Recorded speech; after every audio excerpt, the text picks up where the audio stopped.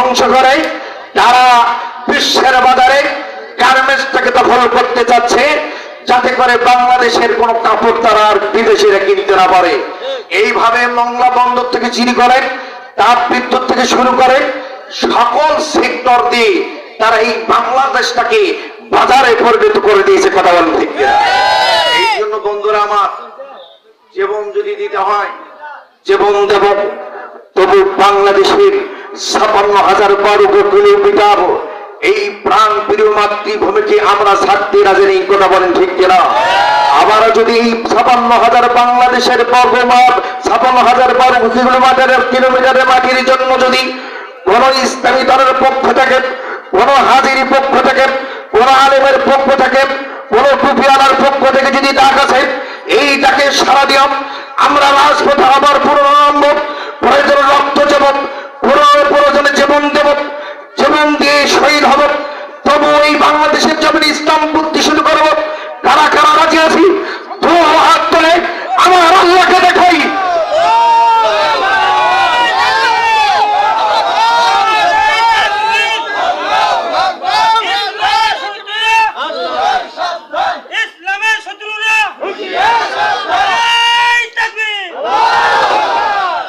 বন্ধুরা আমার খেয়াল করুন, একটু আপনাদেরকে বলবো, একটা লোক চিল্লায় বাকি লোক চুপ করে আছেন, তার মানে কি আপনারা কি স্বাধীনতা পেয়ে গেছেন?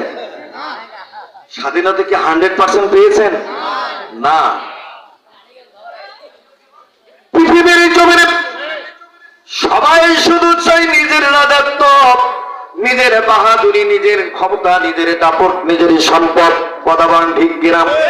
আমার আল্লাহ রাব্বুল আলামিন কোরআন কারীমের মধ্যে বললেন, আল্লাহুল তাকাসুর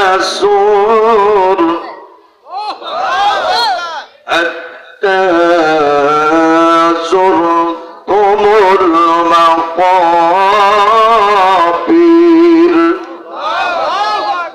বন্ধুরা মানে কেউ করুন,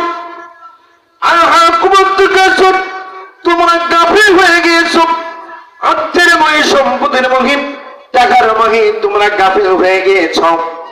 কথা বলেন ঠিক কিনা? বন্ধুরা আমার খেয়াল করুন, পৃথিবীর মধ্যে ৬টা রাষ্ট্র অগ্নি অস্ত্র তৈরি করতেছে। কেমনে কোন দেশ দখল করা যাবে, কেমনে কোন দেশ দখল করে আমাদের ক্ষমতা চলবে, আমাদের কথা মতো উদ্বাস করবে, আমরা ট্যাক্স পাবো, টাকা পাবো, অর্থ পাবো। ১ নম্বর গেল। ২ নম্বরে আসে, বাংলাদেশের মধ্যে যখন কেউ ক্ষমতার মধ্যে আসে, তারা বলে আমি ক্ষমতার চেয়ারে আসি, আমি একদিন এই ক্ষমতার চেয়ারের মধ্যে থাকবো না, আমার একটা দল আছে, দলটা চালাতে হবে। মিলিয়ন মিলিয়ন ডলার তারা পাসিং করেছে, সুইস ব্যাংকে ভর্তি করেছে, বিভিন্ন রাষ্ট্রের মধ্যে বাড়ি করেছে। কথা বলেন ঠিক কিনা? বন্ধুরা মানে কেউ করুন, ২১ বছর ক্ষমতার বাইরে যখন শেখ হাসিনা ছিল, এই শেখ হাসিনা ২১ বছর যখন ক্ষমতার বাইরে ভারতের মধ্যে যখন ছিলাম, আমার বন্ধুগণ দেশের মধ্যে যখন আনা হলাম, দেশের জনগণ কি সুন্দর সুন্দর মিষ্টি মিষ্টি কথা বললাম। আবার সে কি কোন জনগণকে বললো, আমি আবার শরীফ তাওয়াফ করতে চাই, হজ করতে চাই, হজ করে আমি আপনাদেরকে কথা দিলাম, আপনার প্রত্যেকটা বিষয়ে আমার কাছে দাবি রাখেন, এই দেশ হলো আমার বাপ স্বাধীন করেছে, এই দেশের হলো আমার বাপের দেশ, এই দেশের মধ্যে আমার জনগণ না খেয়ে থাকবে, পরিবারে থাকবে, তা হতে পারে না। আমি শেখ হাসিনা শেখের বেটি, আমি কাউরে না খেয়া রাখবো না। কিন্তু কি খা মরবে তখন কিন্তু সেটা বলে নাই, আজও বলে নাই। কথা বলেন ঠিক কিনা?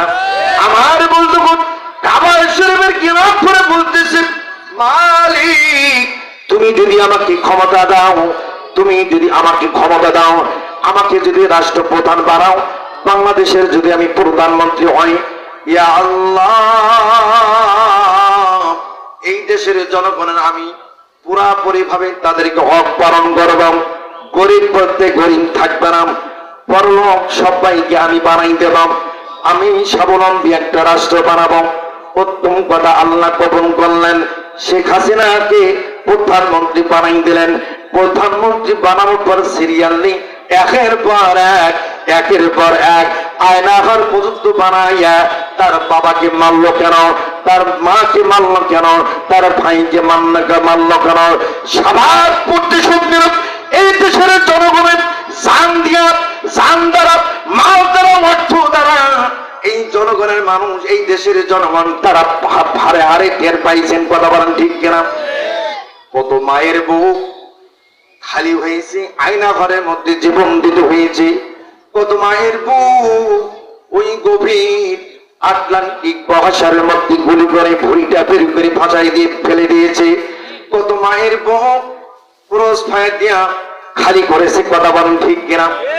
বন্ধুরা আমার খেয়াল করুন, এই জন্য আমার একটা কথা আছে, চুপ করে থাক ভোকাবাজ, চোখি তোদের লাগিলাস, গোড়া কেটে মাথায় ঢালো পানি, তোদের চিনি আর কত কাল করবি রে শয়তানি। এই হাসিনা শুধু দেশের মানুষকে ধোঁকা দিয়েছে, দেশের মানুষের সঙ্গে প্রতারণা করেছি। অথচ তার নেতা কর্মীরা সবসময় বলতো আমাদের নেত্রী তাহাজ্জুদ পড়ে, আমাদের নেত্রী কোরআন পড়ে, আমাদের নেত্রী ওয়াজ করেছে, আমাদের নেত্রী জনগণের জন্য চিন্তা করে, উন্নয়নের উপর উন্নয়ন, এমন উন্নয়ন করলো দেশের জনগণের পকেট কাইরা, সব লুটতরাজ কইরা, নিজের পেট ভর্তি কইরা, দেশের জনগণের আঙ্গুল দেখাইয়া, দেশের জনগণের 2000 পিতা 2000 মায়ের বুক খালি করলো ছাত্র, স্টুডেন্ট, ভার্সিটির ছেলেরা, ইউনিভার্সিটির ছেলেরা। এই সমস্ত ছেলেরা মা বাবার সন্তান। ওই বাবা আমার কত আশা ছিল, আমার ছেলে বিশেষ ক্যাডার হবে, আমার ছেলে বিশেষ ক্যাডার না হলেও আমার ছেলে আমার মেয়ে নন ক্যাডার হবে, আমার ছেলে মেয়ে নন ক্যাডার না হলেও ব্যাংকের অফিসার হবে, আমার ছেলে পুলিশ অফিসার হবে। এইভাবে স্বপ্ন দেখেছিল। কিন্তু এই যুবকগণ 18 কোটি জনগণের জন্য জীবন দিয়া, রক্ত দিয়া, বাংলাদেশকে স্বাধীন করে দিয়া শেখ হাসিনাকে দেখাই দিল। দেখেন নাই ওই স্বরাষ্ট্রমন্ত্রী আসাদুজ্জামান কামালকে এক স্পিড দেখাচ্ছে, স্যার একটা গুলি করলে আরো 10টা আসে। এই চিত্র ব্যতিক্রম চিত্র, এই চিত্র আর বোঝা যায় না। একটা গুলি খাইলে পালায় না, আবার 10টা আজি হাজির হয়। জোরে জোরে কান আল্লাহু আকবার। এরা কি ফেরেশতা? এই যুবকরাই হলো ফেরেশতা, এই যুবকরাই হলো একমাত্র ফেরেশতা। তাদের রক্ত দিয়ে, তাদের জীবন দিয়ে, তাদের হাত দিয়ে, তাদের পা দিয়ে, তাদের কণ্ঠ দিয়ে, তাদের মাথা দিয়ে আল্লাহ পাক তাদের শরীরের অঙ্গ প্রত্যঙ্গের বিনিময়ে ইসলাম প্রতিষ্ঠিত করার জন্য একটা রাস্তা খুলে দিয়েছে। 18 কোটি তৌহিদি জনতাকে উন্মুক্ত করে দিয়েছে, বাক স্বাধীনতা ফিরে দিয়েছে। কথা বলে ঠিক না? এই দেশের ষড়যন্ত্র করার সুযোগ করতে দেওয়া যায় না।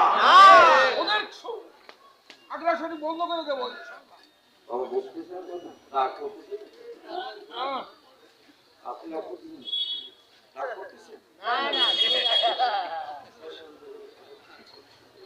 আল্লাহ, একটা ছেলে ট্রাকের নিচে পড়ে গেছে। এই কথা শোনেন। এই বাবা কি হলো রে? বস। কিরে উঠে গেলে বিয়ে হবে না তোর? এদিকে সোনার ছেলে আমার, আয় বাবা এদিকে। ভালো ছেলে, কিন্তু বেয়াদব হলে চলে যেত। ওর জন্য দোয়া করেন। আমিন, আমিন। আল্লাহ পাক দেশের জনগণ